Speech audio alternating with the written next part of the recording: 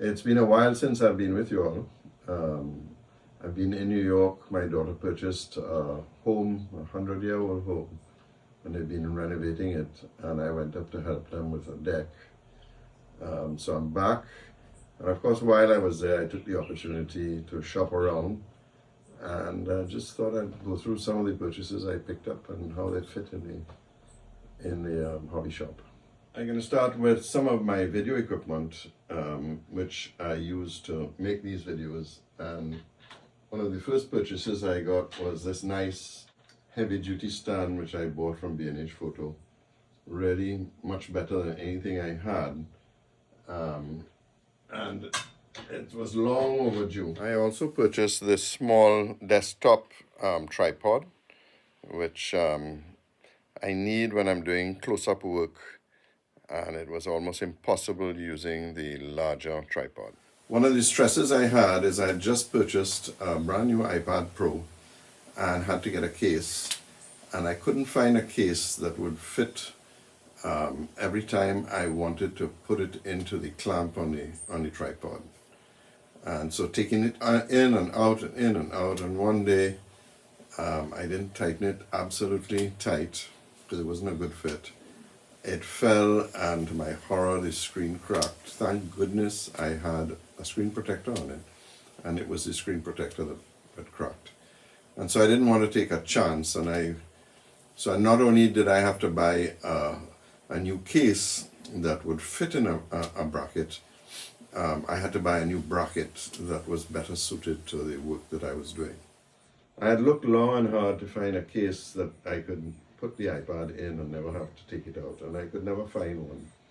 Eventually I cut the cover off of one, and I used to use that, but every time I had to take the iPad and fit it in the stand, I'd have to take it out of the case, and that's really what caused me dropping the iPad. So I went into the Apple store and picked up a new case.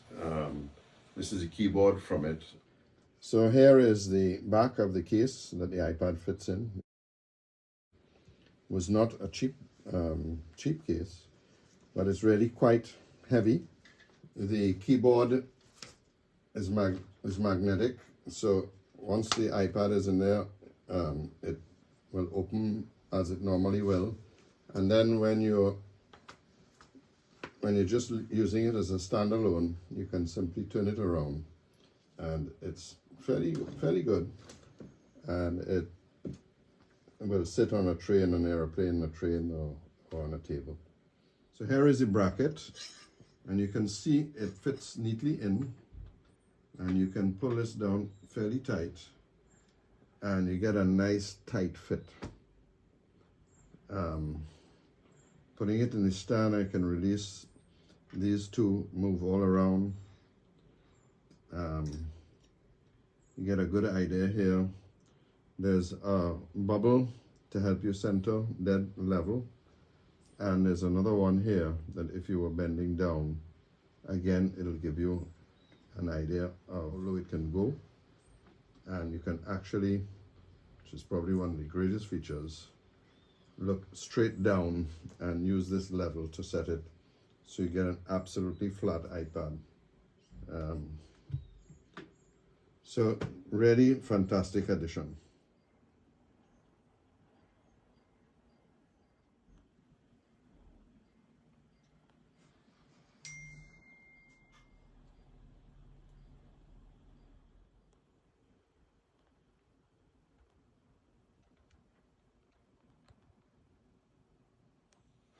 The small stand has these adjustments, and I can really widen it out quite a bit and make it quite low, so the center of gravity allows me to really let the iPad lean over once this leg is in front, or I can in fact put two legs in front.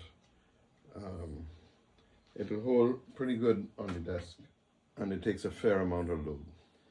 The last little piece of my media additions is an Apple Pencil. I had lost one on the ferry trip. I have no idea where it went, so you need to be very careful with it. It was in the top of the old case, and it fell out, so it'll stay inside its case and I'll only take it out when I need it.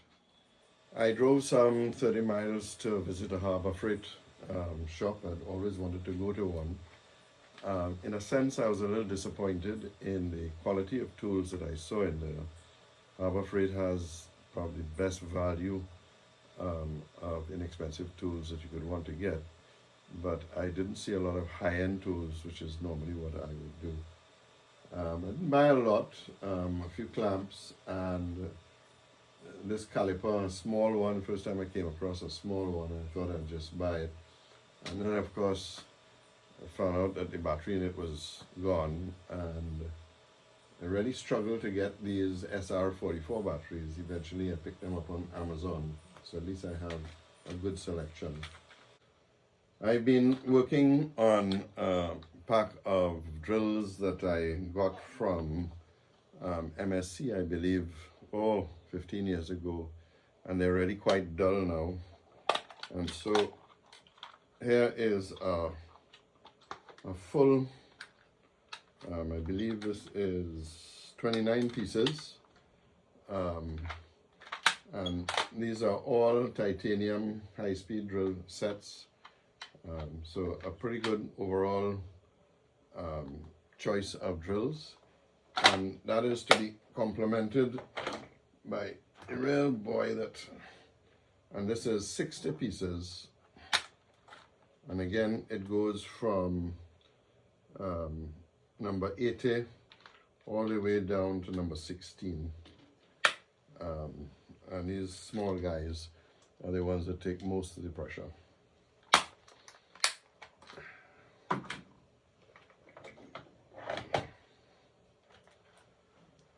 Always wanted a set of Brad Point wood bits. This is a 7-piece, 1/8, 3/16 all the way onto a 1/2 inch. Again, it just helps you make sure that you center the drills perfectly.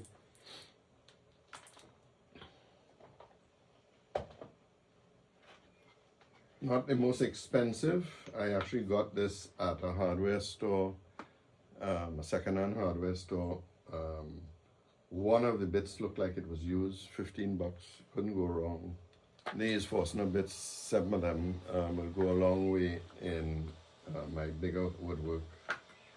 And not to be outdone, some rotary diamond bit points. I believe I got this, I can't remember where I picked this up. Might have picked it up online. And as we're there, some rotary cutting blades, different sizes. So again, just opening up the options for me. And then lots of clamps, starting with this little one, which is these little clamps just to hold wires together. Some of these you can't help but add a few more. So I got different brands, and in a second-hand store came across a bunch of these. They were 50 cents each, so I couldn't go wrong. And there's one other little magical clamp, $1.50, soldering assistant. You can take a look at it. It's got a little stand, and it's a third hand, and really a good buy. And then I came across these knobs, always looking for them, never can find them here. And so I bought 4 short ones and 2 long ones, which I'll just keep in storage for the next time I'm making some sort of jig on the main table outside. You may remember last time that I was missing the Veritas clamps. I'd left them at my daughter's, so nice to have those here. And discovered that I have all the holes in the wrong spot. And at Harbor Freight, I also found this leveling tool for my stones on my bench grinder. Again, I have been looking for one of these for years to flatten my stones, so glad to have that addition.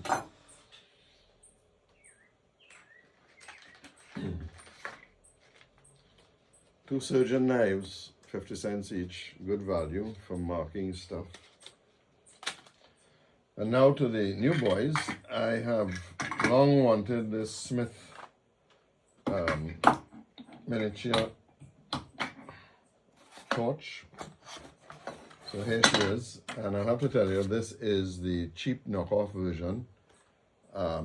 When you look at getting into the system of needing a torch, there's so many things you need to buy.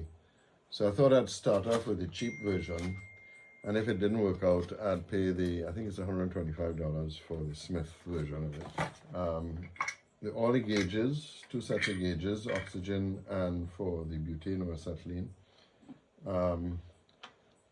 Separate knob setup, so if I didn't want to use these, I could use these and go straight onto the small bottles. And these are flashback resistors for each one of them. And not to be outdone, a little soldering block, heat absorption to make sure that I don't burn the tabletop, and something, of course, to ignite it. And I've had a number of occasions recently where I needed a V-block. So I picked these 2 up on Amazon. They're fairly cheap. If you want to know how to use them, simply go on YouTube, and there are lots of videos that show you how to use them. And not to be outdone is these 1, 2, 3 blocks, which again I've needed when you need exact measurements, so you need to bring something up to the exact height. That's 1 inch, that's 2 inches, and that's 3 inches. And then of course you can put them on top each other and get all sorts of variations right up to 6 inches. Now these, I knew when I bought them, these are the ones you should not buy because they cannot screw together, because even though they have screw holes in them, the holes that the bolt is supposed to pass through were not drilled out. Maybe I should have spent the extra $100 to buy the better quality ones, but the truth is, I don't see myself bolting them together, and if I do, I'll buy the expensive set.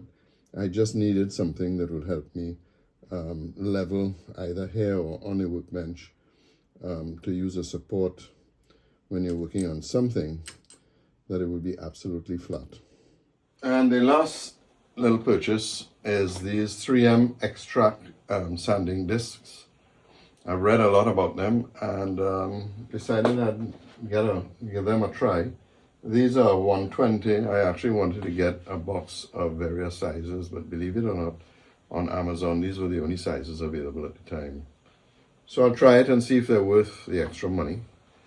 And that's about it. So I'll see you when I clean all this up, pack it away, and start back on completing the hull planking on the HMS Thorn.